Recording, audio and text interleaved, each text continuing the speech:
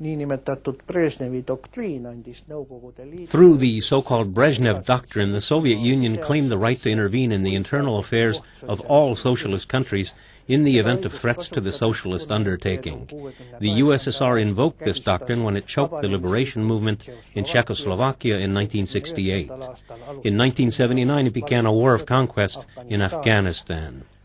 During this period, the Soviet Union was at the height of its powers militarily and in terms of its foreign policy, but had slipped into deepening economic decline.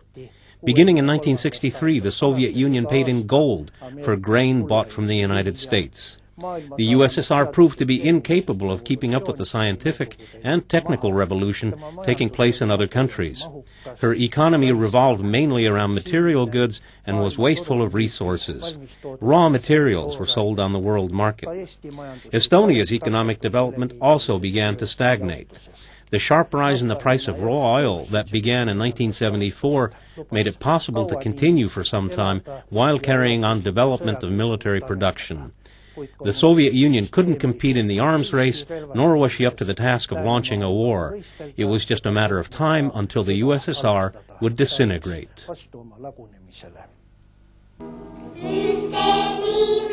Father says that there is a precious name you must know. That is Lenin, embellished on a silken flag.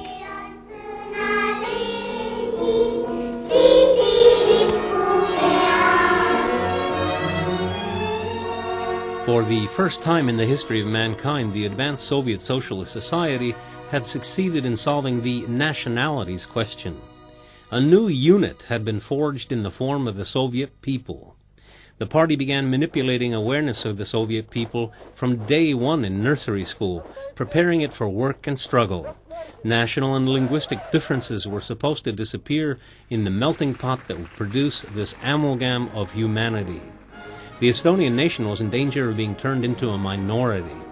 In 1979, Estonians constituted 65% of the population of Estonia. Approximately 10,000 settlers arrived every year, a figure that was 4 times larger than the birth rate of the Estonian population. Do you ever think of a day when this land is no longer ours? Is it of no concern to you what language you are addressed in?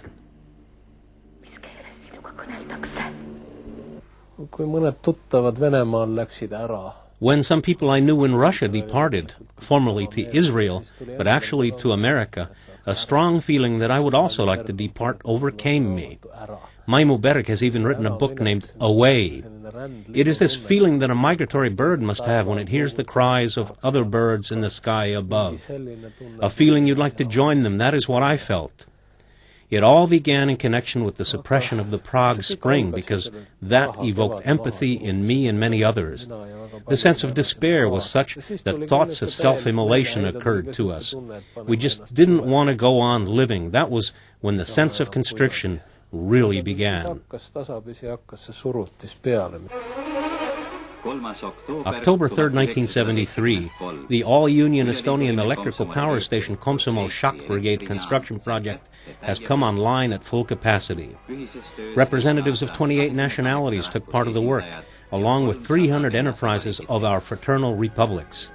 In his festive speech, the first secretary of the Communist Party of Estonia, Johannes Kävin, said that this is a symbol of the friendship and fraternal assistance of the peoples of the Soviet Union.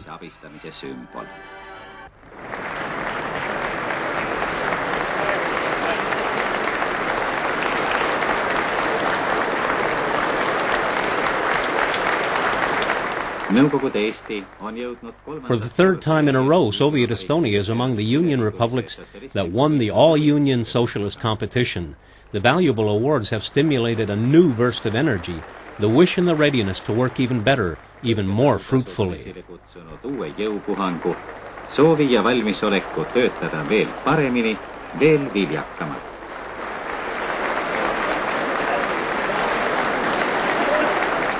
Back then, the value-added tax was the most important source of income to the state. Money was dispersed to the republics from this source of income, depending on the number of projects and events that were planned. We fared rather well in the Union-level Planning Committee, as well as the Republican Planning Committee. We managed to receive as much as 60 and even 70% and more of the amount of value-added tax that had been collected in the Estonian Republic, sums that Moscow then paid back into our budget. Those who are familiar with history and finance and economics know that the Central Asian republics, Tajikistan, Kyrgyzia, Uzbekistan, got their value-added tax contributions returned entirely, and they still experience budgetary shortfalls. They then receive subsidies from the union budget. We were never subsidized. I don't regard the payments we received on the basis of our own value-added tax as subsidies. This was something we needed, not unworthy, not a subsidy. It was a normal part of planning activities, a way of contributing to development.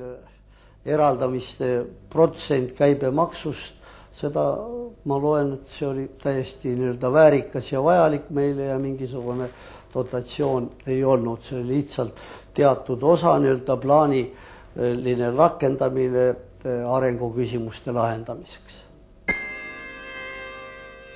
The Estonian SSR enjoyed a good position within the Soviet system in terms of her efficiency of production. Having said that, the local leadership was not in charge of Estonia's economy. All union factories were subordinated directly to Moscow.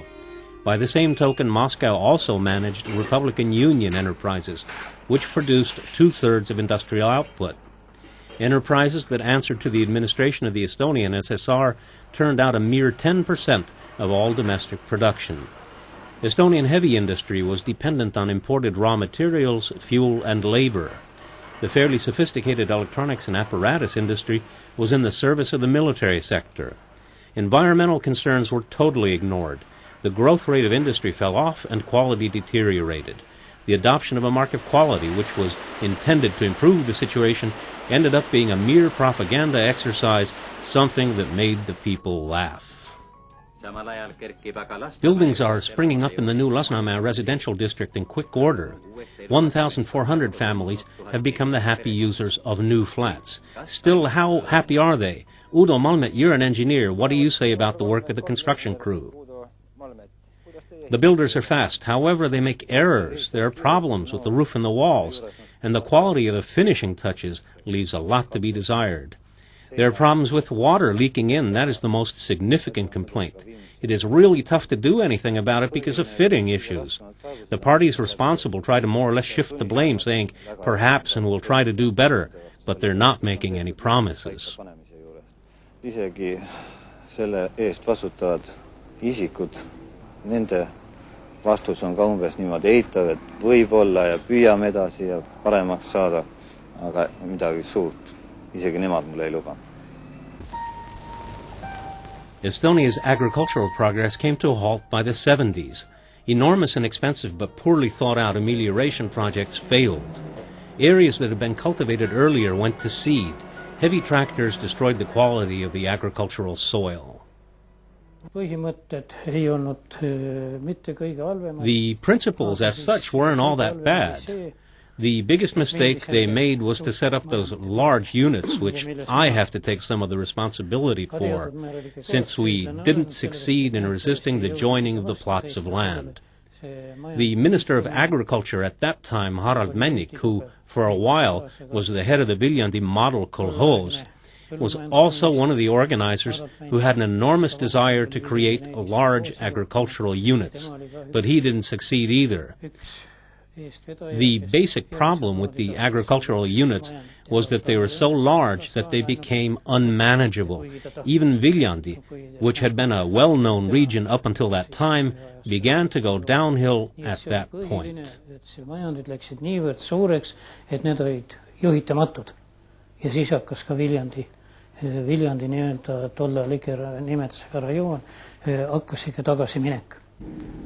Seakasvatuskombinaat The construction